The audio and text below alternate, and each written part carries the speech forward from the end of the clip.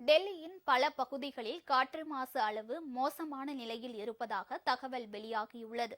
இதனிடையே காற்று மாசு காரணமாக உயிரிழப்பு ஏதும் ஏற்படவில்லை என மாநிலங்களவையில் மத்திய அரசு கூறியுள்ளது.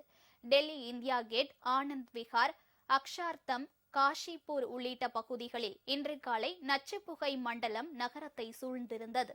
மத்திய மாசு கட்டுப்பாட்டு வாரியம் கூறியபடி இந்த பகுதியை சுற்றியுள்ள காற்றின் தரக்குறியீடு 298 மற்றும் அதற்கும் மேலாக இருந்ததாக தெரிவிக்கப்பட்டுள்ளது. இதன் மூலமாக காற்றின் தரம் மோசம் என வகைப்படுத்தப்பட்டுள்ளது.